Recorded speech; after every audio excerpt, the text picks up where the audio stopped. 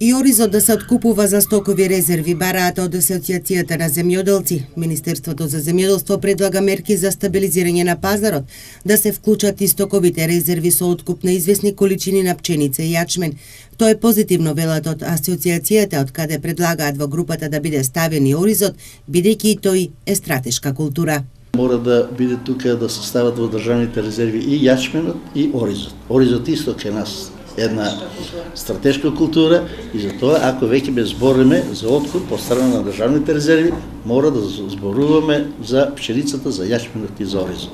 Трите култури мора да бидат ставени во иста рамка. Државата мора да интервенира и во мерката складирање на зрнестите производи. Министерството за земјоделство предлага складирање во државните капацитети. Единствениот таков во државата е во Прилеп, за којот Асоцијацијата сметаат дека мерката е непродуктивна. Затоа предлагаат државата да склучи договори со приватни млинови, за да можат земјоделците да ги складираат своите производи.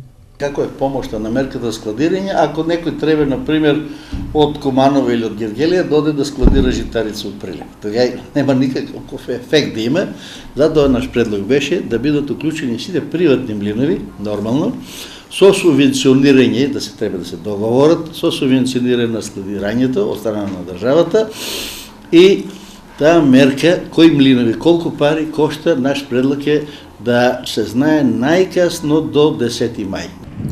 Ова треба да се знае до 10 мај, за да може земјоделците да го планираат производството, потенцира Шаклев.